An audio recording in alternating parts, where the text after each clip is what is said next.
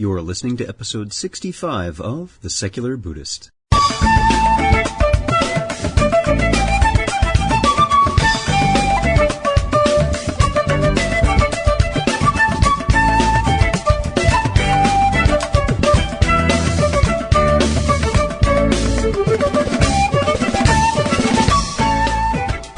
Welcome to The Secular Buddhist. I'm Ted Meissner. The Secular Buddhist is the podcast and website for modern, secular application of early Buddhist thought. The podcast has interviews and roundtable discussions pertaining to engaged Buddhist training and practice, and the companion website has show notes for each episode, along with resource materials on Buddhism, critical thinking, science, secularism, and skeptical thought. Though the podcast focuses on core practice from a secular viewpoint, more traditional teachings are welcome and openly discussed. Dr. Richard Davidson speaks with us about the Center for Investigating Healthy Minds and the use of science in validating the effects of meditation.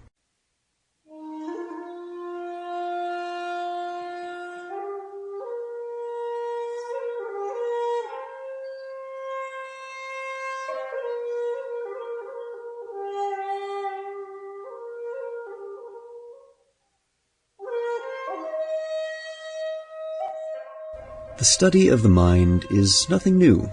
It certainly predates the time of the Buddha, and as the forms of Buddhism have grown and developed new ways of practice, we've developed new ways of studying the mind. Dr. Richard Davidson is a William James and Vilas Research Professor of Psychology and Psychiatry at the University of Wisconsin-Madison. He received his PhD from Harvard University in psychology and has been at Wisconsin since 1984. He has published more than 250 articles, chapters, and reviews, and has edited 13 books. He is the recipient of numerous awards for his research, including the most distinguished award for science given by the American Psychological Association, the Distinguished Scientific Contribution Award. In 2003, Dr. Davidson was elected to the American Academy of Arts and Sciences and to the Wisconsin Academy of Sciences, Arts and Letters in 2004. Time magazine named him one of the 100 most influential people in the world in 2006, the year he was also awarded the first Manny Baumick Award by UCLA for advancing the understanding of the brain and conscious mind in healing. He serves on the board of directors of the Mind and Life Institute. So, sit back, relax, and have a nice Xiaomei tea. And we're speaking with Dr. Richard J. Davidson, Director of the Center for Investigating Healthy Minds. Richard, thank you so much for being here. It's my pleasure. Thank you. I appreciate you spending the time with me today. What I'd like to do is start off by asking you about your background and how you first encountered meditation. Sure.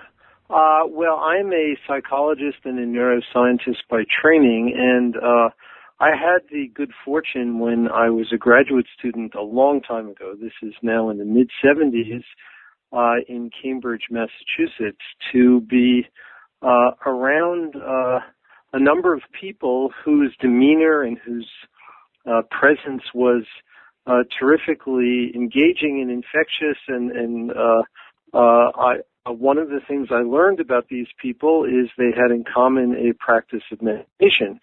And I became very interested in meditation as a consequence and felt it was something that would be valuable for me to further explore both personally and professionally. And after my second year of graduate school in 1974, I actually went off to India for the first time and had my first taste of meditation practice, and my very first teacher was Goenka, and so I did Goenka retreats in India at that time, and when I came back to graduate school, I came back with a very enthusiastic commitment to pursuing meditation research, and felt it was very valuable for Western science to investigate these practices, and these practices were relevant to certain central concepts in psychology and what was then just an incipient development of modern neuroscience. So I dabbled in some meditation research in those early years, but it was very clear to me very early on that the conditions were not right for pursuing it. Two major issues arose. One is that my professors at Harvard told me that if I wanted a successful career, this was not a very good way for me to begin. And secondly, the methods that we had available in those days for probing and interrogating the human brain non-invasively were very crude. And I felt that they were insufficient to capture with enough sensitivity the kinds of experiences that I was having as a practitioner and that I know others were reporting. And so I continued my own practice, and I've been a practitioner since 1974. But my interest was very, very much personal, and I didn't talk about my meditation practice very much in my professional circles. And I pursued a career on the brain and emotion, which I still very much continue to this day, where we investigated the brain mechanisms that underlie emotional responses and differences among people in how they respond to emotional challenges, and also we investigated the brain mechanisms that underlie emotional disorders of various kinds.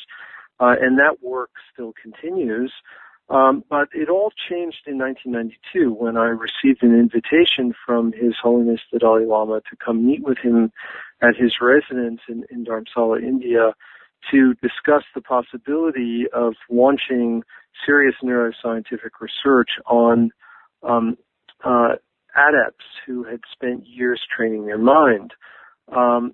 And this is something that His Holiness wanted to encourage, and he heard from some mutual friends that I was an individual who, A, was both interested in and open to this kind of work, and B, someone with solid neuroscientific credentials. And so I went off to India to meet with him, and that was a very profound meeting, and I think it's fair to say that it changed the course of my life and my career. He challenged me at that meeting and said, look, you guys have used the tools of modern neuroscience to investigate things like fear and anxiety and depression and sadness. Why can't you use those same tools to study kindness and compassion? And it was a very provocative challenge. And the answer that it's just hard to do that is not a very good answer. It was hard to study fear when we began to do that.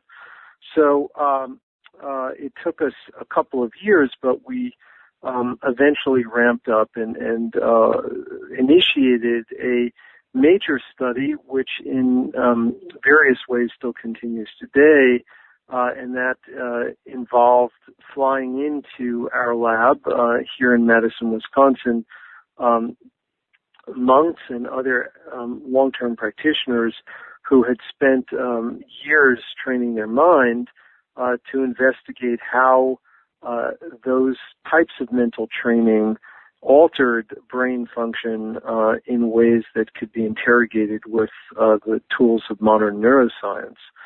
And so that kind of brings us up to the present, and we've been doing studies of that kind since about 1999 or 2000, and they continue today.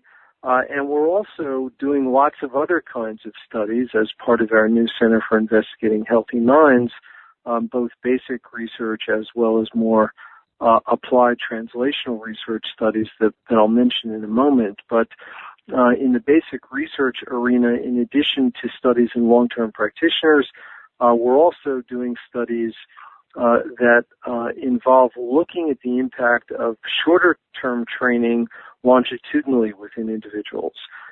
Training that is both intensive in retreat settings where we're looking at changes, for example, over the course of a 3-month retreat, or changes that involve more limited kinds of training through interventions like mindfulness-based stress reduction, which is a course that's conducted over 8 weeks. So those are the kinds of things we do. In terms of translational research, as part of our new center, we have made a commitment to take the insights that we've gleaned from the laboratory and apply them to real-world settings with real people in real contexts, where I think we have the opportunity to make a real difference. And there are 2 major domains that we are examining as part of this translational research effort. One is in the educational arena. And here we're working with kids of various ages, starting with preschool kids and continuing through 5th grade. Kids are about age 11. And we are developing curricula that involve both mindfulness as well as compassion and loving kindness components. And we are applying these trainings to the kids as well as to teachers, and using various kinds of outcome measures to follow these children and determine how this kind of training may impact kids' social and emotional behavior, as well as their classroom behavior and academic performance. So those studies are ongoing now. We don't have any findings from those studies yet, but we're intensively involved in those kinds of data collection efforts. The second major piece of translational research is with veterans who are returning from Iraq and Afghanistan. Many of these individuals are just severely traumatized, and they have all kinds of problems in reentering the culture and becoming reintegrated within their families and their communities. And the incidence of substance abuse, of domestic violence, and of suicide in this group is really astronomical. And so we are now investigating different kinds of interventions that range from mindfulness interventions to ones that are more based on yoga breathing practices to more directly regulate the autonomic nervous system. And we are interested in determining which individuals would benefit most from which kinds of practices. And whether we can determine using objective methods, which individuals do well with a mindfulness practice versus a practice involving breathing training. So those are examples of the kinds of efforts, translational research efforts, that are now underway in our new center. I see on the website there are links to people who are listening to the podcast, information about the resilience building programs for combat veterans that you were just describing, the kindness curriculum in collaboration with the UW Early Childhood Program, and the teacher and student wellness study in collaboration with the Madison Metropolitan School District. One of the things that I particularly like seeing, and again, for people listening, I will give you the web address to this in a moment, there's good, solid research being done here. It is being applied to the community and to people who will benefit greatly from it. So I do suggest people go take a look at the website. Dr. Davidson, is there anything in particular that has been most striking to you over the years in your research that stands out as something that you'd like to share with the listeners?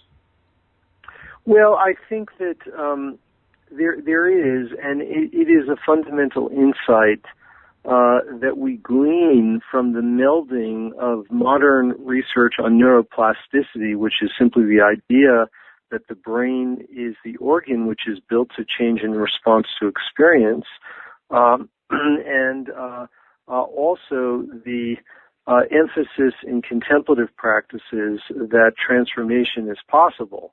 And the basic notion that emerges from this kind of melding is that there are certain qualities of our mind like happiness, well-being, equanimity, that are not fixed traits, but rather these are best regarded as the product of skills that can be enhanced through training.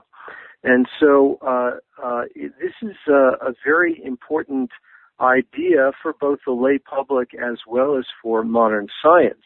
In modern science, these constructs are typically treated as fixed traits in adults. That is, once you reach your 20s or so, you sort of are at your set point for happiness, and that's just who you are.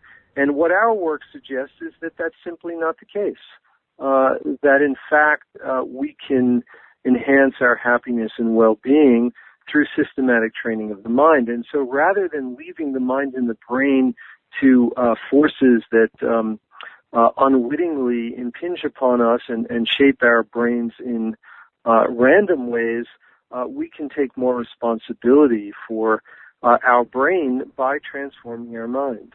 It's interesting. We've had several neuroscientists on the program before to speak about their studies, and that is a thread that keeps coming up. Whether they're doing work at the University of Massachusetts Medical School and they've done a study on the effects of meditation on brain density, or whether they do a study on the effects on the brain of a regular meditation practice, it's all showing the same thing, that it doesn't really matter what your age is.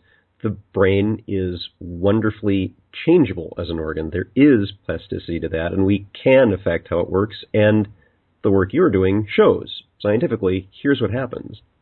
Right, that's precisely the case. And, it's a very, I think, hopeful message, and I think it is the message that is responsible for this kind of work penetrating into different segments of our culture in ways today that are more significant and apparent than at any point in previous history. Yeah, what do you see as one of the biggest challenges to getting that message out? Well, I think that despite all of the interest and excitement and enthusiasm about this work, the honest truth is that this field is still in a very, very embryonic stage. And the amount of really good, solid research that's out there is still very, very limited. We really need more research of this kind, and we need more scientists and scientists in training to take this on. That's just going to take time to develop. It's going to require an infusion of funds that I don't think will come exclusively from federal sources. We're going to need private philanthropy to partner to really make this a viable field. There are other recent examples. The one that comes closest to mind is cognitive neuroscience, which 20 years ago really didn't exist. And the McDonnell Foundation and Pew Charitable Trusts partnered together to infuse quite a bit of funds into this area with training institutes and training programs and centers. And this really helped catalyze the development of this area. And now it's become very vibrant, and there's quite a bit of federal support for it. And I think that, frankly, that's what's going to be required for the development of this area. We don't have anything like that yet. And until we have that, I don't think we'll reach quite a critical mass of laboratories that are engaged in this kind of work. I would agree. And the two things that I'm seeing that are most encouraging on the website, and for people who are listening to the podcast, this is the Center for Investigating Healthy Minds. The website is www.investigatinghealthyminds.org. Two things I like in particular about this, in addition to the research that you have posted and the work that you're doing, is that in the About Us section, you do show a number of the staff people that you have, and these are the young scientists that are growing into this field. So it's good to see that, yes, we are getting people involved, and here is a resource for them and a place to go for folks who have an interest in neuroscience, and particularly in how it impacts contemplative practice. The second thing I like here is that people do have the ability to help support the work that's being done, and I do suggest people go to the website and take a look. There is a link to help support this. There is also a blog and many other very good links here on news and events and the research that's being done. We've been speaking with the director of the Center for Investigating Healthy Minds, Dr. Richard J. Davidson. Richard, thank you so much for being here. I appreciate your time. You're most welcome. It's really my pleasure. Thank you for having me.